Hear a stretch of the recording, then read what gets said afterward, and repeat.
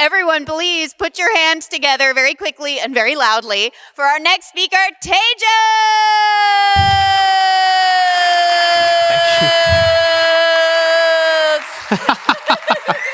Tejas!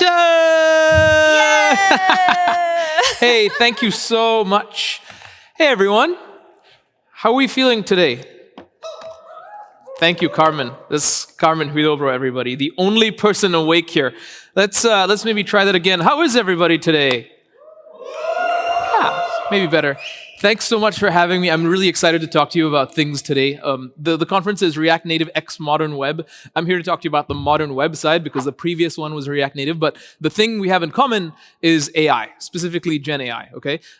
It's a hyped topic. I'm trying to not deal with a lot of hype today, and I want to give you a balanced take on AI, and specifically AI engineering, and convince you that you could be an AI engineer. If I try to see how confident you are saying I probably could be an AI engineer, can you show me? Okay, like 4 of you. Hopefully at the end of this, there will be more. My whole thing is eliminating imposter syndrome and actually helping you do your best work and live your best life, okay? So with that little bit of an introduction, my name is Tejas. That's pronounced like contagious. Don't worry, I'm not.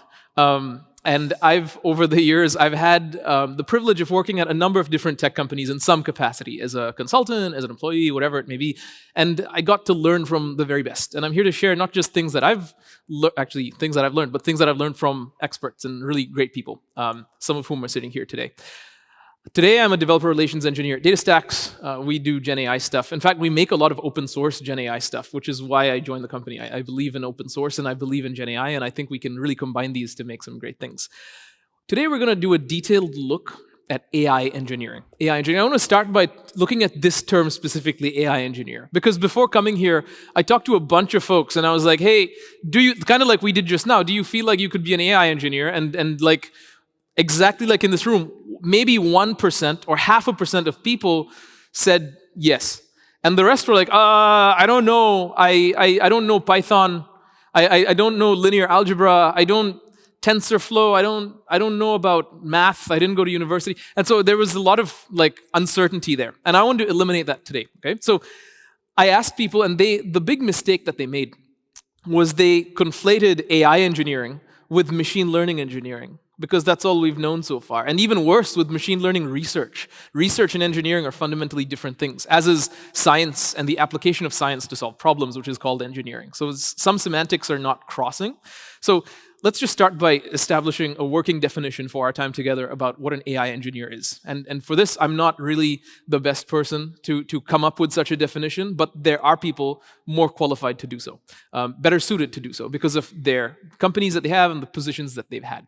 There's a great blog and newsletter called Latent Space by my friend Sean Wang. Some of you may know him as Swix. And he wrote this article called Rise of the AI Engineer.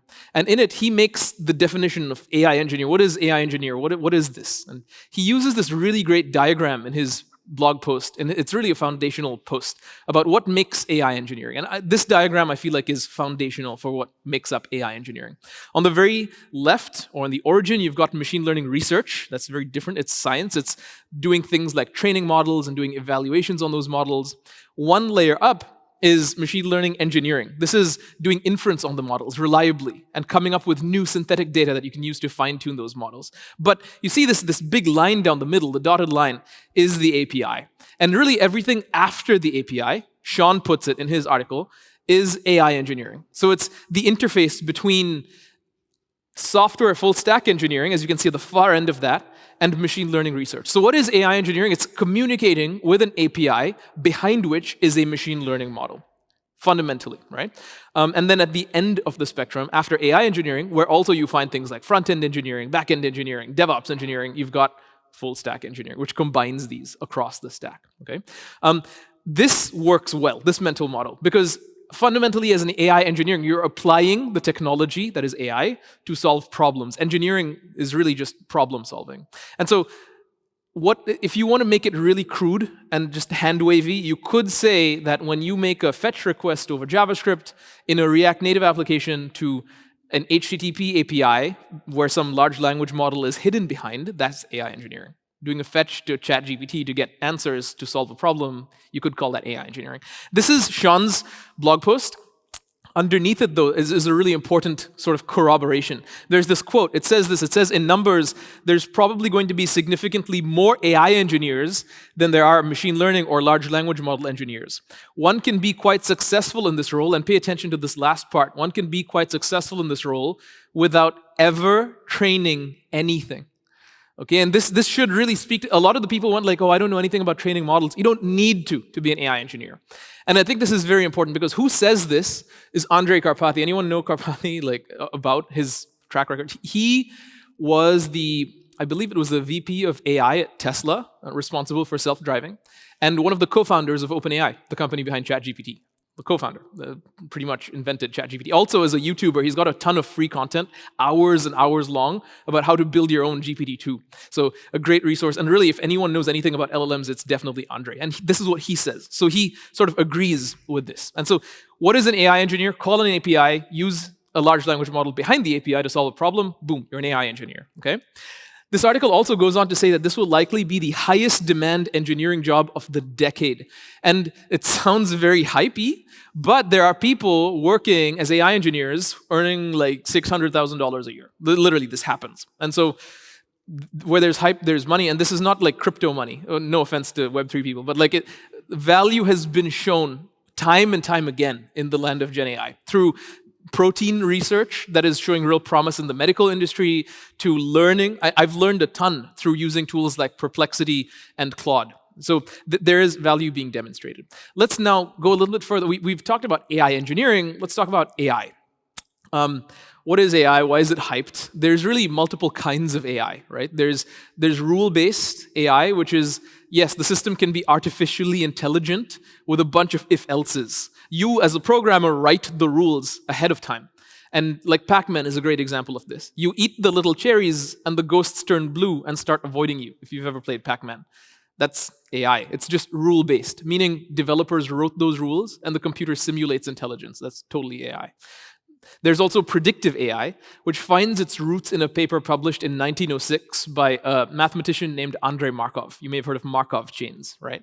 These are the basis of neurolinguistic programming and large language models, but that's where the roots are. And what they do is they help you predict the next state based on the current state of a system, probabilistically. So on your phone, above your keyboard, if you have these little word suggestions for the next word based on what you've written, and I don't know if you try this, but you just tap the middle word like a bunch of times, you end up with a nonsense sentence. That's because that's a big Markov chain. And the problem with Markov chains is that they're limited by memory. They can only give you the next state based on the current state, not all the states before it. Okay, it's called the Markov property. But that's an example of predictive AI, which isn't very intelligent, but it still has its place. The hyped AI is Gen AI, generative AI, or sometimes called Gen AI. And this finds its roots in a 2017 paper published by Google.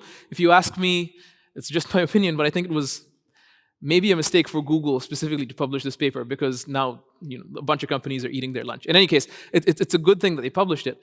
And this paper is called Attention is All You Need, right? And it models a way of taking input tokens and paying multi-headed attention mechanistically with programming to not just the one piece of state, but the surrounding tokens in parallel. The surrounding, by a token, you could say it's equivalent to like one English word. So you take a word, you take the surrounding words, and you model literally attention to context. And based on that, you give 3, 4, 5. You give a set of output tokens. And this paper laid the foundations for what we know as ChatGPT. Okay, quick lesson. So Gen AI is the hyped thing because of the transformers architecture outlined in Attention is All You Need, this 27 paper by Google brain scientists. Gen AI has a bunch of problems. Do we know this? It's not perfect, nor is it even good, frankly. Google started rolling out this feature called AI Overviews in the US. It hasn't made it to Europe yet, thank goodness. But it's in continental Europe, unfortunately. So it's in the UK, where if you ask a question to Google, their big marketing thing is let Google do the Googling for you. And they give you a generated AI answer. But this thing is often very wrong. So somebody Googled, hey, how many cigarettes should a pregnant woman smoke per day? And the answer is 0, in case you're curious. The answer, not just for pregnant women, for everybody, is 0. If you're a smoker, I understand the addiction, but maybe stop. Anyway, the Google generated answer said confidently that a pregnant woman should smoke between 1 and 3 cigarettes a day. How much glass should I eat per day? And it gives you like answers that are wrong. So a big problem with Gen AI is they hallucinate. They quote unquote see things that are not there, and we as human beings attribute like authority to them for whatever reason, and then we take this too seriously. But this is a huge problem. You can get misinformation quite easily. Problem number 2 with Gen AI is the length of context it can hold in a given thread of messages is limited. The biggest context window we have today is Gemini from Google. It's a large language model and a bunch of other things. They share the same name. And that has up to 2 million tokens, where a token is equivalent to an English word. Okay, what is 2 million tokens? That's like the last 10 years of text messages of yours, which is reasonable, but it's just 10 years. Like if you want to build Jarvis for yourself that knows everything about you, 10 years is nothing depending on how old you are. Some of you are children and it's your whole life. But for most of us, we need more context. And number 3, there's a knowledge cutoff. So with GPT 3.5, you remember that? One of the first models? Its training data ends in September of 2023. So if you're like, hey, should I take an umbrella tomorrow? Your GPT 3.5 is not going to help you, right? Hey, I received a paycheck for 100,000 Japanese yen. What is that in euros? Your large language model is not going to help. It doesn't know today's exchange rate. So real-time information doesn't exist. These are some real problems with Gen AI. There's some ways to solve these problems. Can anyone tell me what they are? Well, this is the real AI engineering work. So there's many ways to do this. Some people think, well, I take a model and I fine-tune it. The problem with that is it's way too expensive. It's way too expensive to get a good amount of data to fix the model. Then you need to actually run the training process, which requires hardware that is quite expensive. And then what they don't tell you is once you have a model as output, you need to run evaluations on that model. You need to test it. Okay, is it going to give me the right inference? And all of this takes a ton of time and a lot of money. There's a better way that's actually free, if not super cheap. It's called RAG. RAG stands for Retrieval Augmented Generation. And it sounds fancy because we like to give big words and acronyms to things, but honestly, it's not. It just means you retrieve, so you get data from somewhere that is true in the case of the exchange rate experiment. You use some API and get today's exchange rate. Step 1, use JavaScript, fetch today's exchange rate. Cool, you retrieve. Then you use that retrieved data to augment or change the generated output from a large language model. Okay, but how do you change its generated output? You literally just give it context.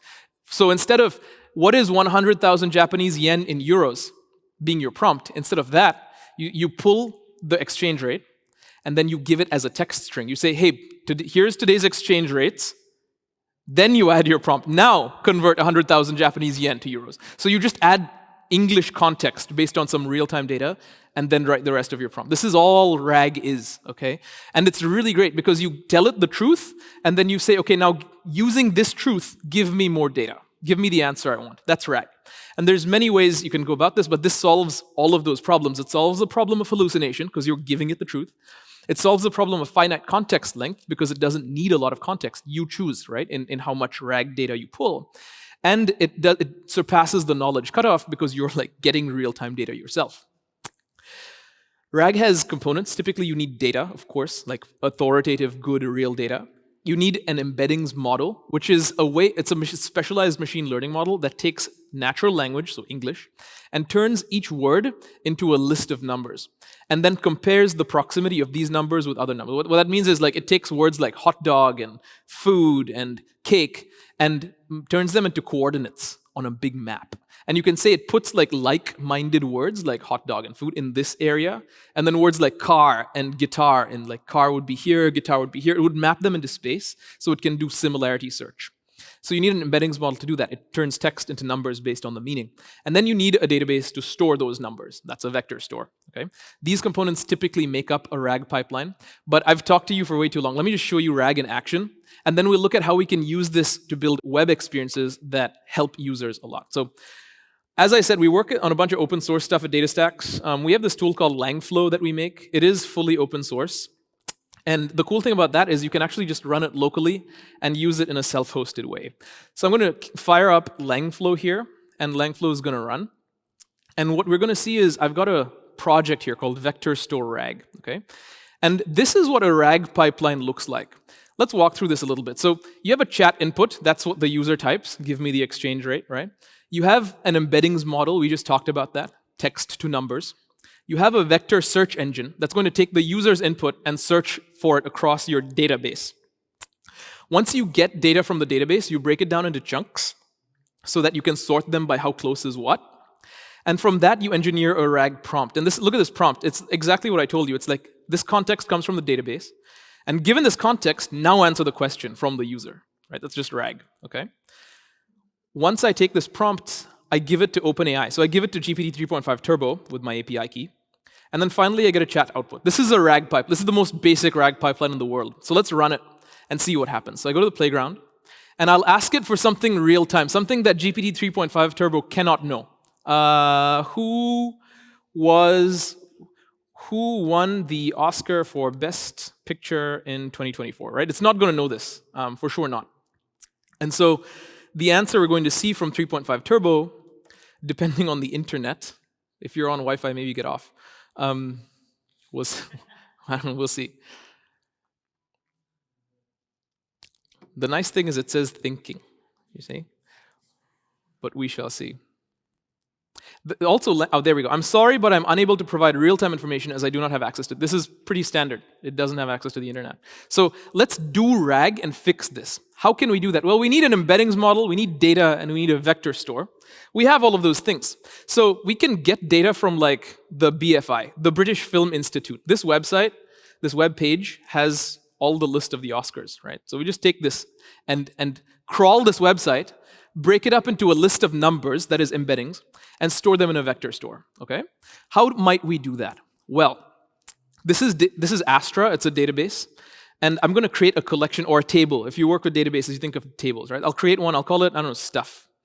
And I can say I want embeddings from OpenAI. So I'm gonna choose an embeddings model. You don't really need to know much about it. So we'll choose an embeddings model, and I've created a collection. And here I'm going to store the contents of that web page as lists of numbers, okay, as vectors. So now I need some way to get the content of that British Film Institute website and store it here so I can search it, okay?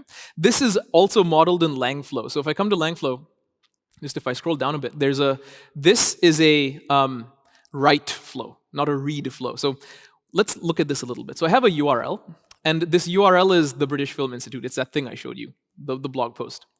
We take that web page and we break it down into chunks of text where it's no more than 1,000 characters. So we just break it. We get the English text, we break it down into chunks.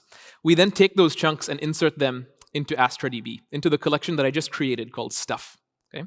We also attach an embeddings model to convert each chunk of text into a list of numbers. Is that clear so far? Yeah? So we're just going to store this web page in my database. So I'm just going to click play, and it's going to crawl that website. And as you can see, it's inserting it into my Astra collection that I just made. And in, I don't know, a few seconds, we should have the data. There we go. So it took about 10 seconds. And I think now if I go to Astra and maybe reload the page, I should have just that web page, but as a bunch of text in there. So take a quick look. Yeah, so this is the contents of that page. And it's just chunked text, split into chunks, right? There's also vectors. You see this? This is the big list of numbers. And it's a very long list. Like if I go to VS Code, like, look at this. It's bananas. That's just like a bunch of text from the website.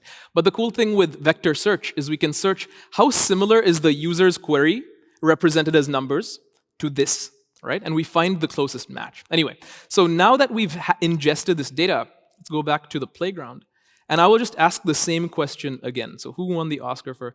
And what it's going to do now is search through that data set, search for the words best picture. Remember, we talked about embeddings. They take natural language and turn them into numbers. So when I say best picture here, it's going to take this and search the database for best picture. What's close to best picture?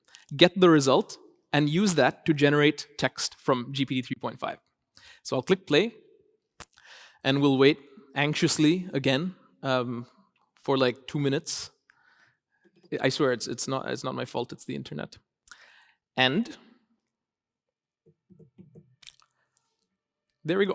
Look, it's so terse. Oppenheimer won. It just knows this now. And the cool thing is I could even be like, give me the highlights of the Oscars 2024, right? And previously it wouldn't know anything, but now because it has the data from my database, the real-time data, it can generate new text based on the context I provide with my RAG flow.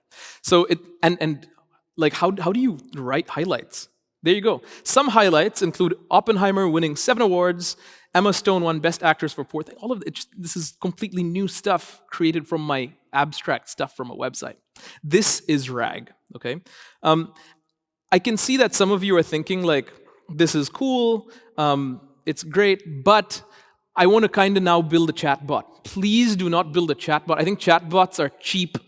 I think it's unimaginative. It's like we have plenty of, you can do more. And this is what I'm here to tell you. I work with Gen AI and chatbots are so 2022, okay? I think we can do better. So the Vercel team, I used to work at Vercel. The Vercel team is doing some really great work with their AI SDK. And they are bringing what's called generative UI, where I don't know if you know this, but large language models like GPT-3, actually GPT 3.5 and onwards, can call functions. So like human beings, like if you ask me, hey, Tejas, what is 274 times 9 plus 7 divided by 17.1? I'd be like, I have no idea, but let me go use a tool. So I'll pick up a calculator and do that, and I'll get the answer. LLMs now have the capability to recognize when they just can't and when they need to call a tool. And with OpenAI's and with Claude and with a bunch of APIs now, you could include tools. Hey, call this function if you don't know the answer. And with the Vercel AI SDK, they make that very easy with developer experience. So what you could do is call a function that returns some value. You know what a function that returns a value is? It's a React component. So now, generative UI is your LLM will call a function that actually returns JSX that then you render in the render cycle. You see, now we're thinking beyond chatbots. So let me show you. I built something because I was annoyed. Like Kitse was saying, we build the best things when we're angry. You can tweet that. So I went to Netflix, right? And I'm like, I want to watch something. And it was Saturday night. This is my family. We share a Netflix account. And I want to watch, oh gosh, is this code of conduct violation? I want to watch something. So I went on Netflix and I searched for movies with a strong female lead, right? Why not? And Netflix doesn't have really good search. Like, it searches for keyword substring matches instead of like what I want, instead of my semantic, what I want. I could search for, how about this one? How about like romantic comedies in Europe, right? It's like, yeah, I don't, the UI just broke. I don't know. So, not very good. So using RAG, right, and Gen UI, so function calling with an LLM to return React components, I created a little project to see what happens. So if we come to here, this is movies++. This is something I created just as a proof of concept. npm run dev. Let me make sure it's actually running. And it's using those things that I showed you, RAG, okay? So localhost 3000, and I could just choose my prompt here, movies with a strong female lead, and now it functions sort of like a chatbot. So it's not the best because it's like, sure, it's giving me this list, but the kind of nice thing here is it shows me who the strong female lead is, which is pretty cool, right?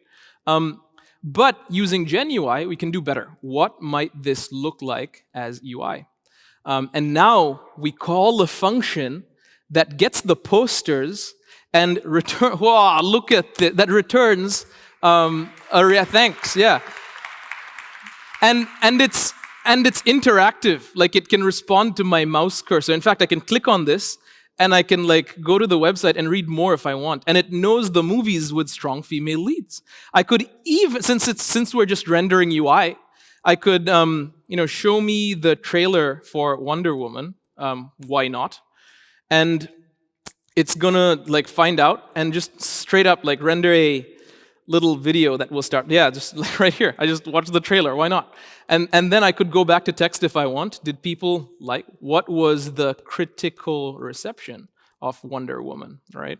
And what did people say? Did they like it? Did they not? And then it goes back to text. So sort of picking the right modality for the job. This user experience is far superior, right? To like, I just feel like watching something with Keanu Reeves, and like you don't know, right? So Gen UI, no chatbots. I'm sort of using chat here to illustrate the point, but you can generate actual user interfaces with React, even React Native and AI. And this, I think, is the future. I have like 5 minutes left. Let's look at the code that does this, and then we'll wrap up.